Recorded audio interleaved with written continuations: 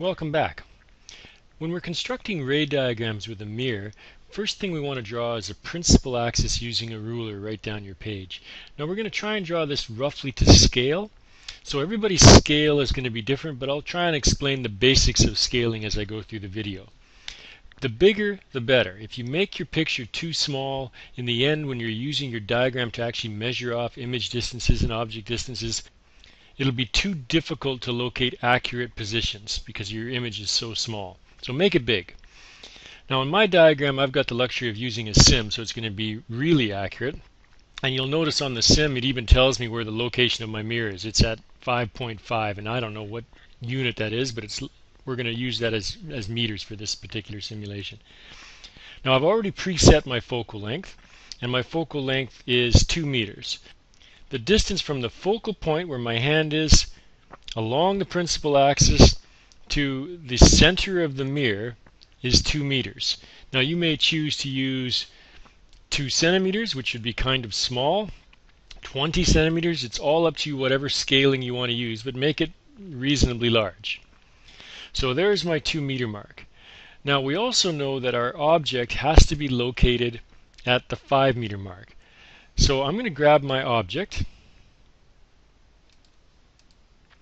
and I've got to position it at the 5 meter mark. Now remember in my sim, this was already at 5.5, so I'm going to place my object at the 0.5 mark. And down in the lower left hand corner it gives me the luxury of telling me my x and y coordinates of my object.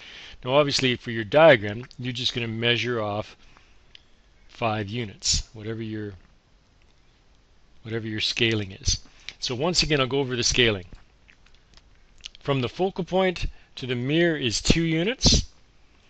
This would be 4 units, roughly where my cursor is.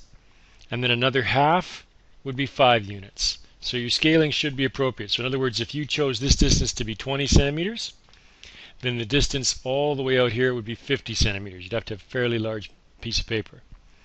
Now notice the simulation already draws in my ray diagram and shows me the rays, the principal rays that are actually going to allow me to find my image. And you'll see my image is down below inverted, and it's real.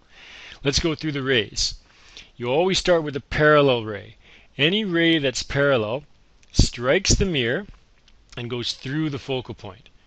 So that's our first ray. Here, this is my reflected ray coming through the focal point following that path. The second ray starts in a line through the focal point, strikes the mirror, and comes off parallel. So now we have our 2 rays. Now the simulation has introduced a third ray that just hits the center mirror and bounces off so that the angle of incidence equals the angle of refraction. And that ray ends up passing through our image as well. But the reality is we really only need the 2 rays to cross to locate our image. Now because we initiated our rays from the tip of our arrow, what we've done is located the tip of the arrow of our image.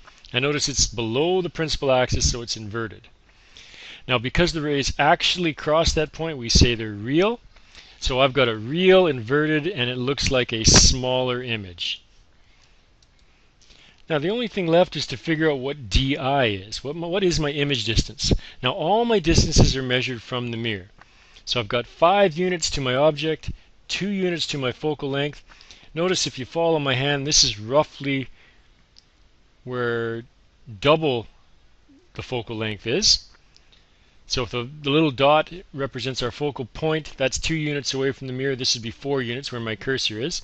And this is just inside that point. So we're going to estimate that it's around 3.3 units away from the mirror. 3.3 meters is my DI. So we say, to summarize the location, DI is 3.3 meters. It's inverted and it's real. So you should get a positive 3.3 meters for your image distance, positive denoting that it's real.